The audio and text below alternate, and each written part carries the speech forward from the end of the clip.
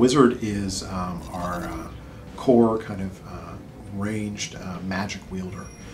The idea behind the wizard is that they are they're basically these child prodigies who have especially a powerful attunement to magic.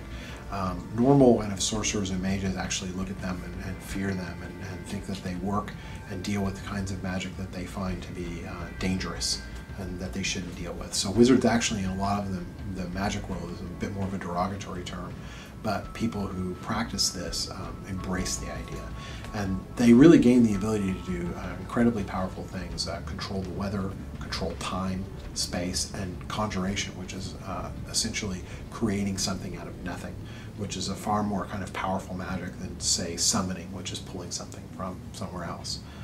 So that fuels a lot of the wizard's abilities, like the ability to cast a slow time bubble, which is a localized area where anything that passes through gets slowed down, including projectiles and enemies. It's a great way to control the battlefield.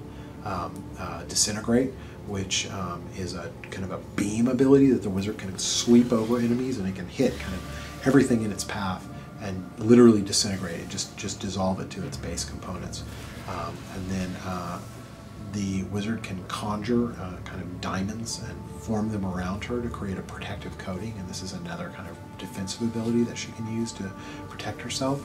She can also hurl lightning at enemies that will chain between multiple enemies, and you know, is a really effective way to kind of hit many enemies at once and deal out a lot of good damage.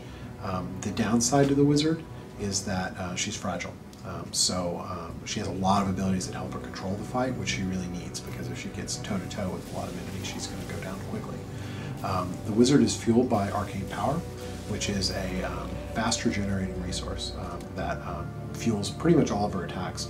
Her defensive abilities tend to mostly be cooldown controlled and free, so she can kind of always use defensive abilities, but all of her attacks get fueled by this arcane power.